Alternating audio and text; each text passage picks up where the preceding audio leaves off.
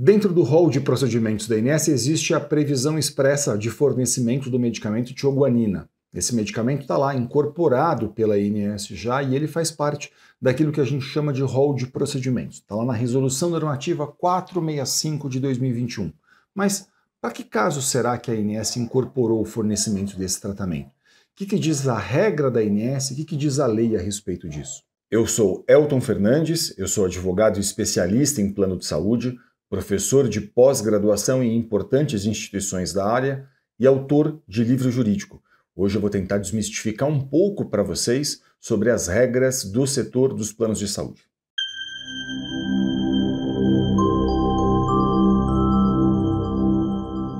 Olha, como esse é um medicamento oncológico para uso oral dos pacientes, esse medicamento a ANS entende que ela tem que incorporar e ela incorporou então esse medicamento, mas a gente vai ver para quais situações ela determinou a cobertura desse medicamento. Vamos lá. O medicamento tioguanina tem cobertura obrigatória, segundo a ANS, em 3 situações: em leucemia linfocítica aguda, em leucemia mieloide aguda e em leucemia mielocítica crônica. Nessas 3 situações, a ANS diz que, independentemente da fase da doença, haverá cobertura obrigatória por todas as operadoras de planos de saúde. Olha, essa então é a regra da ANS, a Agência Nacional de Saúde Suplementar. Essa regra está definida dentro do que a gente chama de Resolução Normativa número 465 de 2021. O que faz a ANS? Ela incorporou esse medicamento, como a gente viu, para essas específicas situações, de forma que, se o caso está em acordo com essas situações especificamente, a operadora de plano de saúde, segundo o entendimento da ANS, está obrigada a fazer a autorização. Qual que é o prazo para que a operadora de saúde faça a autorização disso? O prazo é de 10 dias. 10 dias úteis é o prazo que a operadora de saúde deve levar para fazer com que esse medicamento chegue até a casa do paciente, chegue até a casa daquela pessoa que vai fazer a utilização. De forma que, se o caso está em acordo com esta regra da ANS especificamente, se a operadora de saúde recusar, o que seria adequado e ideal seria você fazer uma reclamação dentro da própria ANS. Por quê? Porque a ANS fiscaliza as regras que ela editou. E aí, claro, se está em acordo com a regra dela, ela vai ter que fazer a fiscalização disso. Isso pode levar tempo, claro, mas você tem esse direito, essa prerrogativa de fazer isso. Se seu caso não está em acordo com a regra da ANS, aí provavelmente não me parece que a ANS vai tomar algum partido disso ou vai botar a mão nesse tipo de questão. Claro, você tem toda a possibilidade ainda de fazer a reclamação, mas aqui é importante dizer, numa situação como essa, o que eu considero mesmo adequado é que você converse com um advogado especialista em plano de saúde. E por que eu acho importante que você faça isso? Porque, veja, a lei dos planos de saúde atualmente, a lei 9656 de 98, ela diz que mesmo que um tratamento prescrito ao paciente não esteja em acordo com a regra da ANS, com esse rol de procedimentos da ANS, o tratamento deve ser autorizado se ele estiver em acordo com a ciência.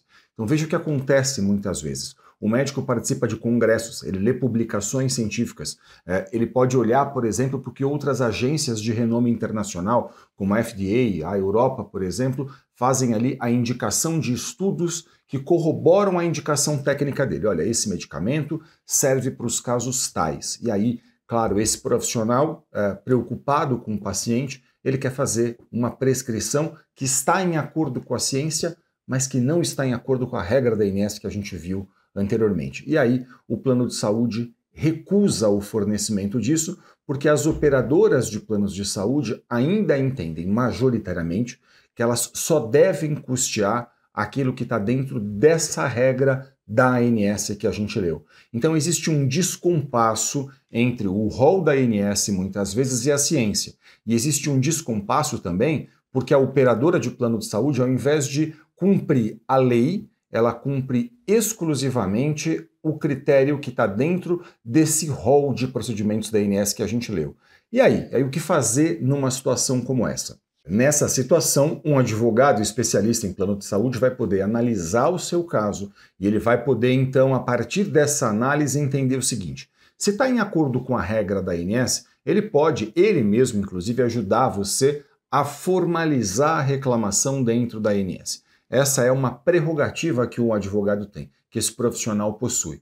E aí, claro, se não estiver em acordo com a regra da ANS, ele vai ter que entender o caso, analisar se é, por exemplo, a situação de mover eventualmente uma ação judicial contra esse plano de saúde, a fim de buscar no Poder Judiciário a cobertura desse tipo de tratamento. Okay? Então, essa é uma possibilidade que o advogado possui. E claro, você deve estar perguntando, mas será que se eu tiver, por exemplo, que mover uma ação, como é que isso funciona, né? Como é que seria isso na prática? Isso não vai levar muito tempo? Deixa eu explicar um pouquinho para vocês essa questão. Olha, a ação judicial é um procedimento. Esse procedimento, por exemplo, ele pode ser feito com um pedido de liminar. O que é um pedido de liminar, né? Um pedido de liminar é um requerimento que você faz a um juiz pedindo que ele determine desde logo, desde o começo do processo, o fornecimento do tratamento que aquela pessoa precisa. Então, por exemplo, se você demonstra para um juiz que existe um direito e uma urgência, o que o juiz pode fazer? Ele pode determinar desde logo o fornecimento daquilo que você está fazendo o pedido. Então, ele olha para o caso, ele sabe que um processo vai ser longo, e bem porque o juiz sabe que um processo vai ser longo, muitas vezes ele vai poder dizer o quê? Olha, estou entendendo que nesse caso, esse beneficiário aqui ele não pode esperar o final do processo para poder usufruir desse direito. Então, entendendo que existe direito e que existe urgência, ele pode, então, determinar essa liminar. Ele pode conceder essa ordem liminar a fim de que a pessoa possa usufruir desse direito logo no começo do processo. Ele pode fazer isso a qualquer momento, né, a qualquer momento da ação judicial, mas é mais comum, por exemplo, que haja essa análise desde logo, desde o começo, a fim de que, demonstrando que existe direito, demonstrando que existe urgência, que seu caso está em acordo com a lei, que o relatório médico faz a indicação clara de que há uma urgência, de que o caso está em acordo com a ciência, por exemplo, ele possa então fazer a determinação disso. E note, esse processo hoje em todo o Brasil é inteiramente eletrônico. Então assim, do Oiapoque ao Chuí, não importa onde você esteja, um processo judicial é inteiramente eletrônico. Imagina que você mora na cidade de São Paulo e você vai conversar com um advogado de São Paulo. Esse profissional vai mover uma ação judicial eletrônica. Hoje existem até audiências que são feitas de forma eletrônica, embora nesses processos especificamente que envolvem plano de saúde, é incomum que haja a necessidade de uma audiência. Pode haver a necessidade de outras questões, outras provas dentro do processo, mas audiência, participação de audiência, não. Em geral, isso não é feito, mas, claro, é sempre muito importante que você converse com um profissional especialista em plano de saúde, a fim de que esse profissional possa analisar as particularidades do seu caso, entender se cabe ou não, qual o caminho vai percorrer, se entender que cabe, e esse profissional vai poder orientar você em acordo com as especificidades do seu caso. Você vai poder dizer para mim eventualmente, mas eu não conheço ninguém que seja especialista nisso. Veja, deixa eu falar uma coisa para vocês.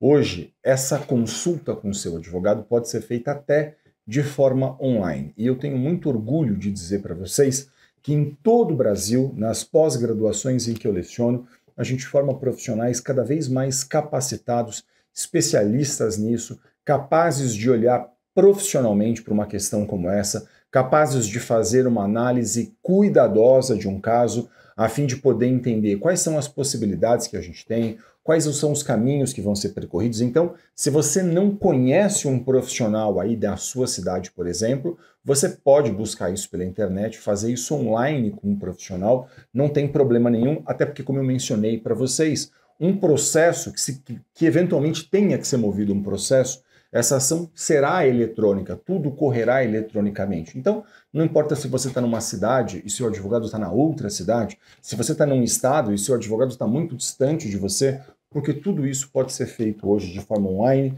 e eu tenho muito orgulho de poder dizer que em todo o Brasil a gente forma nas pós-graduações em que eu leciono profissionais muitíssimo capacitados para lidar com esse tipo de questão. Então, eu sugiro muito que você converse sempre com profissionais especialistas nesse tema. Eu espero que esse vídeo tenha sido útil a você. Muito obrigado pela sua audiência. Se ficou qualquer dúvida, deixe um comentário aqui no canal. Para a gente é sempre um grande prazer poder ajudar, interagir, tirar dúvidas. E, claro, não deixe de acompanhar a gente nas redes sociais. Muito sucesso para você e saúde. Até o próximo vídeo.